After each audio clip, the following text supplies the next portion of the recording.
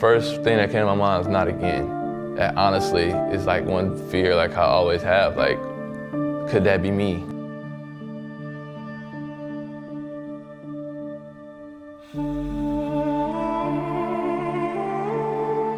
Racism, segregation, oppression, power, violence, brutality.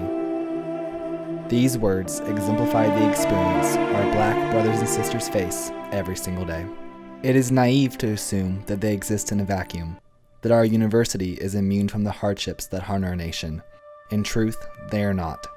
On May 25th, 2020, Derek Chauvin, a police officer with the Minneapolis Police Department, allegedly brutally murdered George Floyd. Over the summer, the nation watched in horror as George Floyd suffocated for 8 minutes under the knee of the white police officer. The inhumanity and injustice of his death became the spark in a fire that blazed across the nation as men and women, Black and white, protested against the injustices wielded against the Black population. These events should make us all think. There's no dialogue really. There's just like, the only dialogue I've had about these issues is with athletes or in between or in classes, individual classes. On the broader scale, from like an administration up level, I think that there's a lot of conversations that aren't being had or that are kind of being danced around. You know, they kind of are tiptoeing around the subject, but they're not blatantly addressing, you know, like, this has happened, this is wrong, like, we want to have these conversations.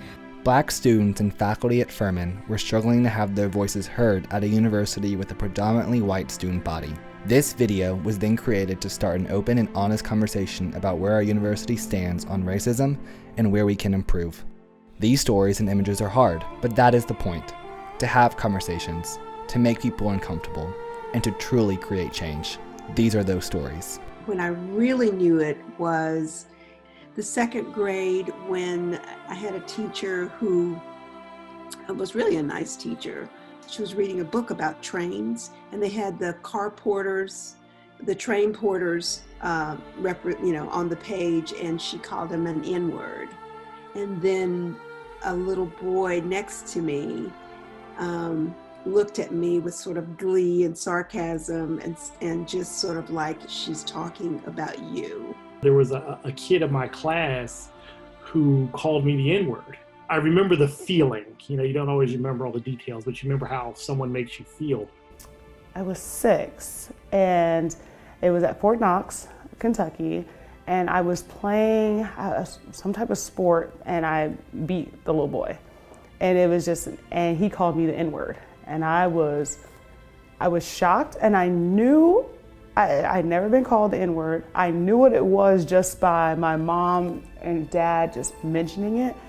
And I just broke down crying. I told my mom, and she's like, you just have to be better than people. Like, you just, in every way, you have to be better. And that's exactly what, I have a 9-year-old daughter, and I have one that's about to turn 7 next month. And I tell them all the time, you just have to be better. You have to be better. I actually had a game up in the mountains of like kind of nestled between Tennessee and Georgia, and I was a captain that game, and I was a speaking captain, so I was 4th in line. So the referee shook all 3 people's hands in front of me. They're all white. 2 of them actually play football here with me at Furman. Shook their hands, got to me, looked me directly in the eyes, and turned around and wouldn't shake my hand. Obviously, when I was younger, I knew, but I think that it was one of those things where you could be, you know, a little naive about it, but then I think definitely towards middle school, kind of like the age when you start liking boys is like when you really start to realize, because that's when people's parents are like, oh, like, you can hang out with this person or that person, or like, you can date this person or that person. And so I definitely ran into a few of those situations in middle school where it's like people's parents would love me, but then it was like, oh, like, no, like, we don't know if you should date her. And that's when I kind of started realizing, like, oh, like, it's not any character issue, it's just solely based off the color of my skin. I was actually in a department store at the mall, and I think it was a Nordstrom, and we were just walking through casually, looking at clothes, looking at shirts, because we were like, okay, well, I'm gonna get a polo shirt, you know, guy type talk like that. And we noticed that the store clerk, she was a white woman, blonde, blue eyes, was following us. And we're like, okay, so why has she just been following us this whole time if she's not following anybody else? And it's like, yeah, dude, you're Black. Like, that makes perfect sense. I'm like, we're black. Like, what do you think was gonna happen? And it was just really like, for my first time really just sitting there and processing it, that it really meant a different experience. So when I went to kindergarten, I remember coming home and asking my mom, like I'm the only black person in my class, like what's that about? And that started conversations at a young age about the reality of, hey, like there's not gonna be a whole bunch of people that exactly look like you everywhere you go. My dad's side in particular was racist. Just the language and everything. I don't ever remember hearing anything out of my mother or my mother's side of the family. But so much so that, it wasn't like it was all the time, but there was one point when my children were young and we were at my parents' house, and I said, if you're going to talk like that, we're not coming back. I did feel like there was something wrong with me. I didn't feel as pretty as the other girls or anything like that.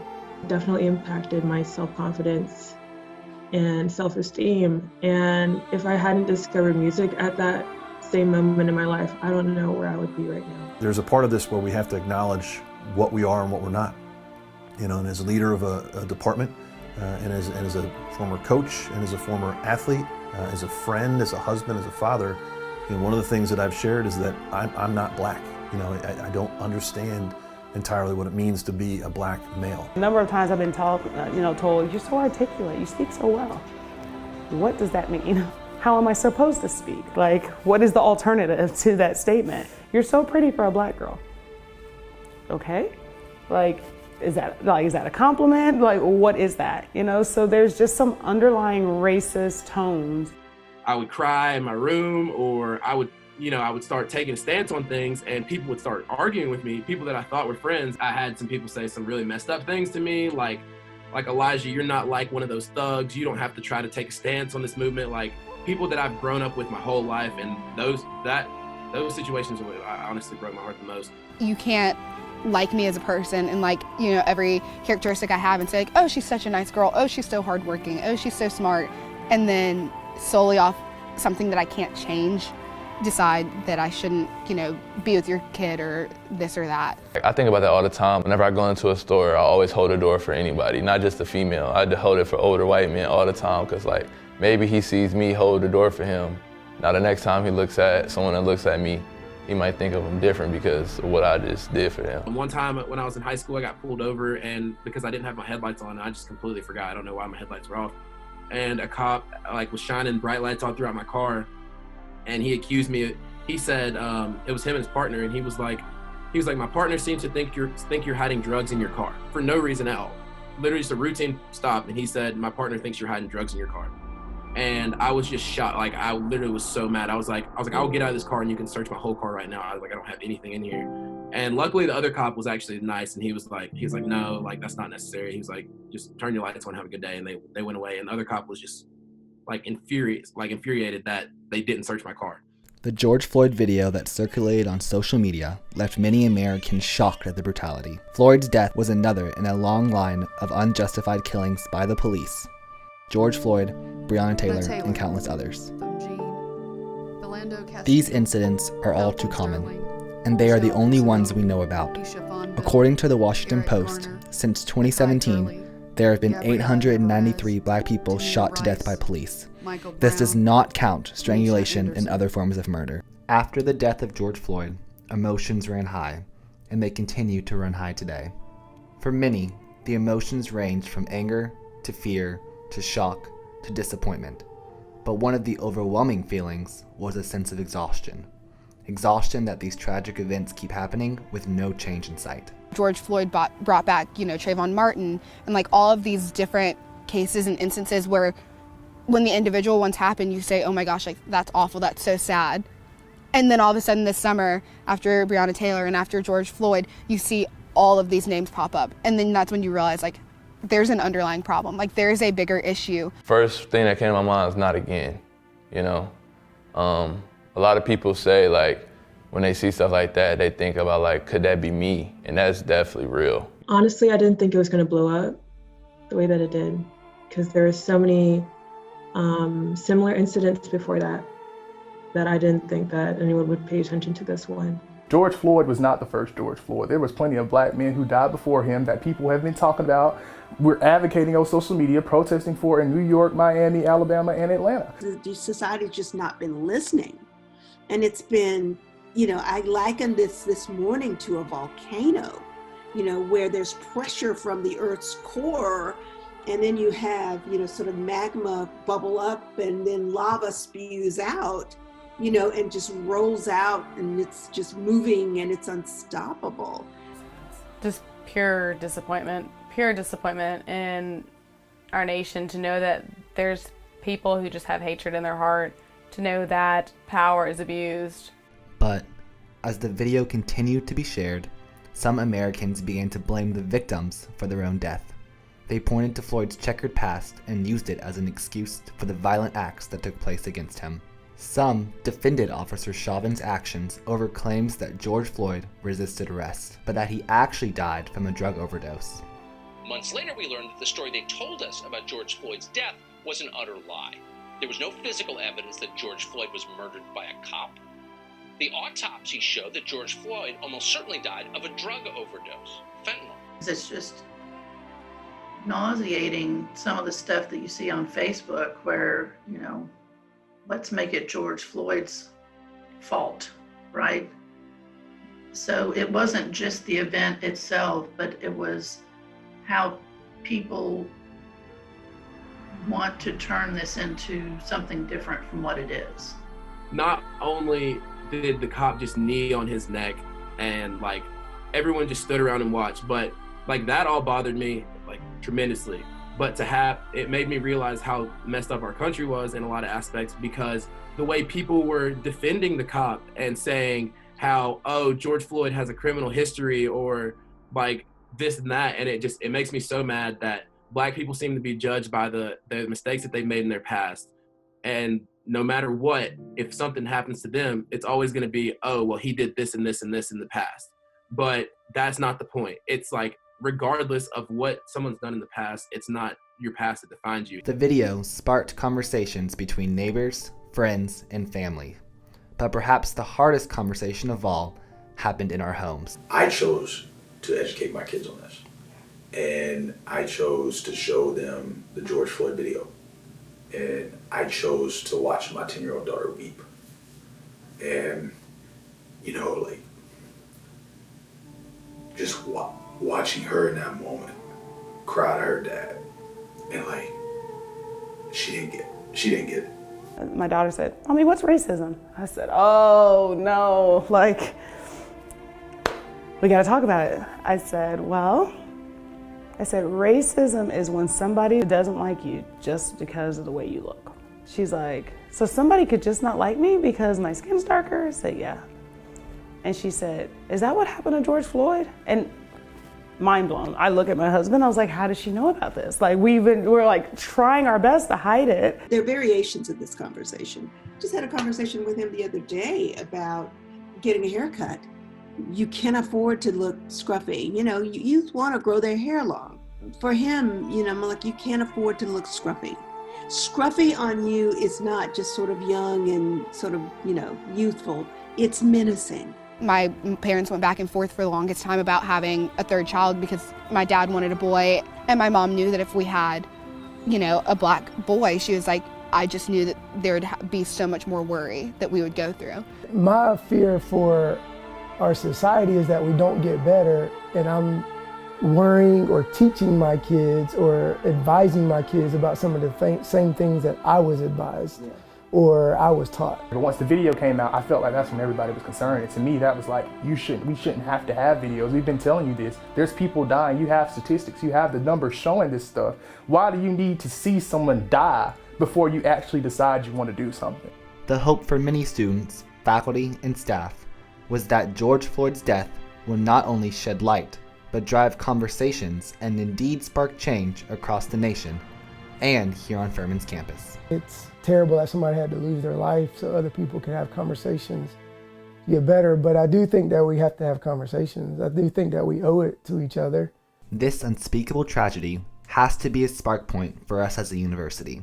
We have to begin to start a dialogue with students who feel underrepresented on campus.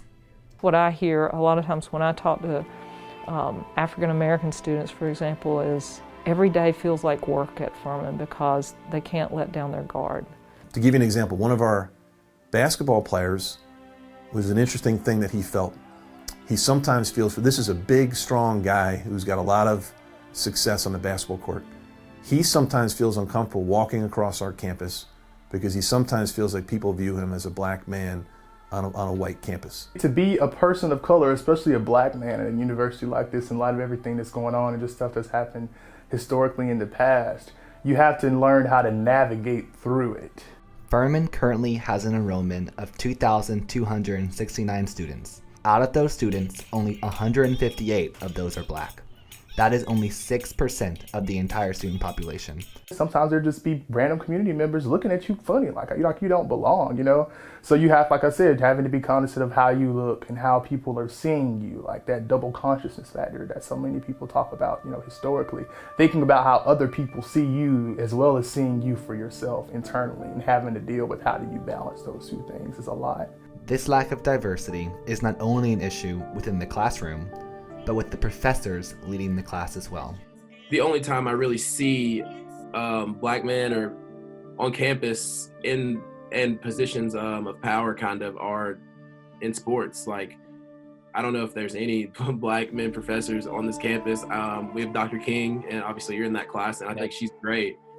But the fact that there's just kind of a lack of male black men on campus other than, you know, like DH workers and stuff like that. I mean, it's kind of sad. I think that Dr. King and I think Deborah Allen are two very strong female black voices on this campus. But I'd love to see more, you know, and I think that there's a lot of professors that care a lot about having conversations and care a lot about researching and learning about, you know, the history of treatment of black people. And I think that's great.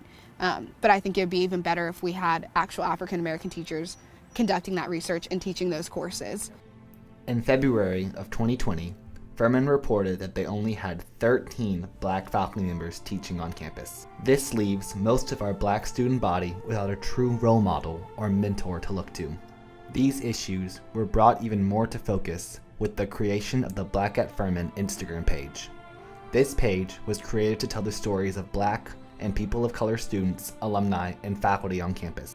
Day after day, stories of pain, suffering, and agony were posted on the internet for the world to see. The stories of pain are really cathartic and raising awareness about how people have felt and what microaggressions on Furman's campus have looked like in the past, and even some in the present.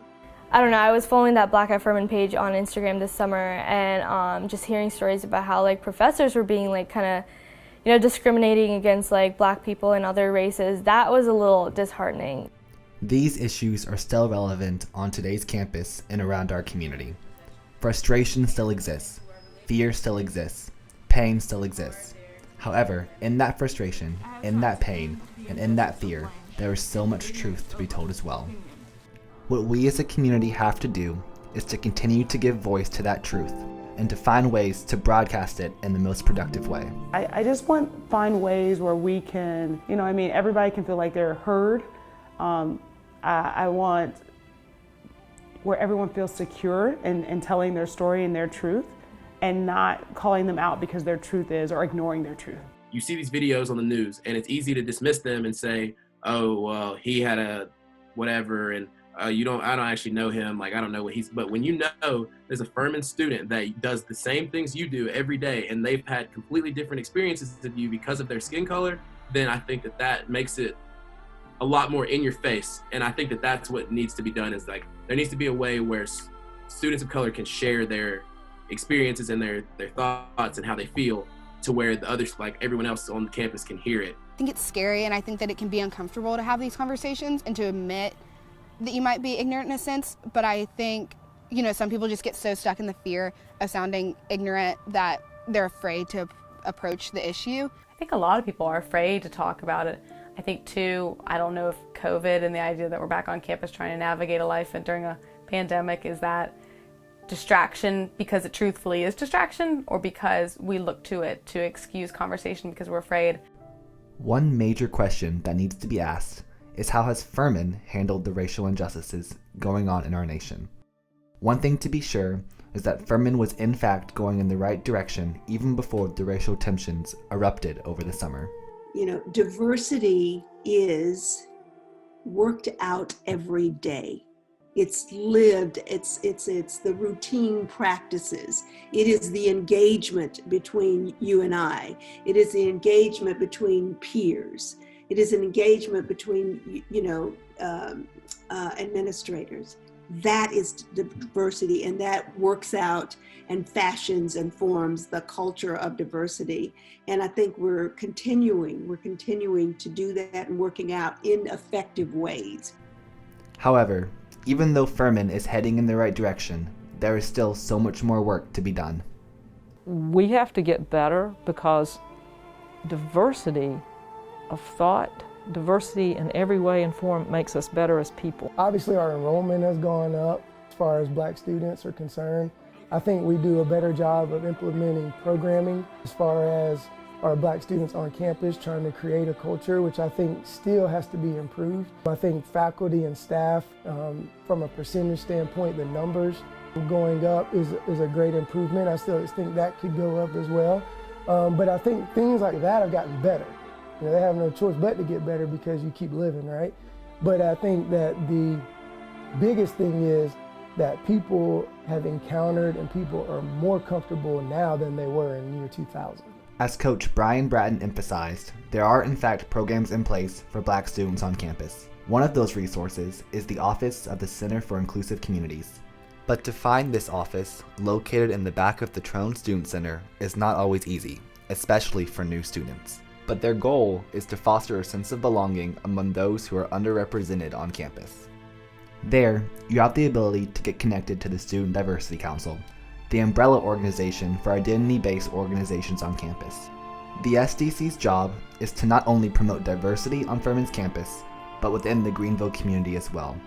Furman students are given the opportunity to join organizations like Furman's NAACP chapter, the Student League for Black Culture, the Furman University International Student Association, among many others. Furman has also begun the process of recognizing wrongs done in the past and acknowledging mistakes that were made. Furman has done some really strong things when it comes to acknowledging a history and a hurt that existed at Furman in the past and making noticeable change in terms of what we've been doing with buildings, what they've been doing with Joseph Vaughn Day, what they've been doing with acknowledging a history of racism. So I think in the case of communities, I think it first takes an acknowledgement that yes, that not everything was right, and yes, there was a different time, but also acknowledging where do we stand today and where are we going. You know, the Slavery and Justice Task Force, the thing that's, if fulfilled the way we want to have it fulfilled, it's not just words and it's not just a reckoning and it's not just a seeing the past, but it's how is that still playing out today and what are we going to do different today about the student experience, about the faculty experience, the staff experience, our campus. For them to take that step and even do that and bring up that history that a lot of people try and cover up, in my opinion, you know, that was a big first step. Acknowledging this. A lot of people don't acknowledge the wrongs of the past. So the first step, I think, is an acknowledgement. And the fact that they acknowledge that this is the history and this is what happened and didn't try and cover it up or glaze over it. Like I see a lot of institutions or people in general just doing, you know, that's a great first step. It's just being able to say that this is what happened. Right now, we have brought together the ad hoc committee on Black life at Furman, which is kind of in the midst of working, and we look forward to a strategic diversity plan. The Slavery and Justice Task Force, the Seeking Abraham Report, the Strategic Diversity Plan, and the Ad Hoc Committee on Black Life at Furman were created with one goal in mind: to address the issues of the past and to create a campus that not only is diverse, but is inclusive as well. The Ad Hoc Committee especially was created most recently in the summer of 2020 to establish a sense of belonging for the university's Black students, faculty, staff, and alumni. The committee formed in response to the damning accusations made by students and alumni in wake of the Black at Furman Instagram page. In the findings, the committee emphasized a need for a sense of belonging among the Black students on campus. This means that these students need to be engaged effectively, allowing for their voices not only to be heard, but for their opinions to carry weight. The committee also emphasized the need for effective communication between the university and its students. One of the main things we want to do is we want to say what it is that we're going to do, and I think that's the kind of strategic diversity plan, but then also hold ourselves accountable for doing it. It is very hard to create change on campus when you are not communicating that change to the student body. Lastly, the committee argued for an empowered and accountable administrative infrastructure in which the university must reorganize staff, funds, and resources to make diversity a priority. If the university is not held accountable, then ultimately they will fail to become a diverse and inclusive community. And of course, there was the Black at Furman Instagram page, and some of our alums got together and produced a letter they sent to us, a petition that asked us to really consider some things at Furman and consider how we could advance the conversation and how we could advance and improve life for students of color at Furman. And we took every one of those petition points and answered each one and said, yes, we agree with this. This is what we're going to do. And then at the end of it said, we're going to take it a step further. And we're going to do some more things that weren't even asked about in here because we've talked about them and they're important. Even though Furman is taking the necessary steps to become a more inclusive community, there are some alumni and current students who do not believe that diversity should be the university's top priority.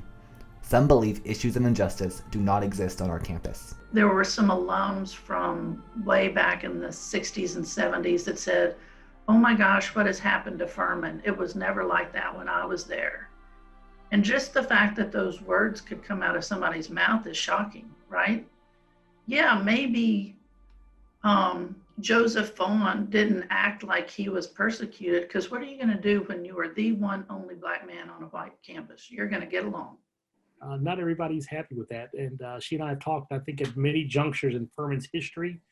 And I think we're at one now. People have been quite upset when the first Black student came, when women were admitted. For same-sex couples, we had benefits. For same-sex, there were people that said, this is terrible. The end of the university is upon us. I'm quitting, I'm leaving. I can't believe you've done this. And each time we were on the right side of history. One requirement that students have emphasized is the ability to have open and honest dialogue between students and the administration. I think it really comes back to following up with those promises of education and dialogue. So it's great that they reached out and that they, didn't condone it and all of that stuff, but they have to back it up with actually becoming better and actually having those hard and uncomfortable discussions. One solution that many students are searching for is the need for more Black faculty on Furman's campus. Other things are really encouraging departments at the entry level. When I say entry level, meaning when you're getting the applications, to really get diverse applicant pools and to look at that pool of applications they're getting and saying, what's missing here? Or is there anybody that we're missing? Under President Davis's leadership, I think it's being made more of a priority. The people that we're bringing in, the professors that we're now bringing in, are acclimated or diversity minded, social justice minded, embracing social justice, which sort of aligns with diversity. It is no secret that Furman still has a long way to go in making our community more diverse and open. People across our university are in a tremendous amount of hurt and pain, but that doesn't mean the conversation should stop. If anything, it should continue, because only through raw, open, honest conversation can we have hope. Education is about hope. I mean, we get educated because we have hope for a better world in which we're going to live. And we want to be that place for all the students who come here. And we will all have our indention on this institution. And one of the things that I did ask in my inaugural address, I challenged every student and person in the room, what will be your legacy that you will leave at Furman? And I would just challenge us all to kind of keep that in mind. I think that people need to realize that it is okay to change your views, and it is okay if you have been ignorant in the past, but it's what you do about that now that defines the future.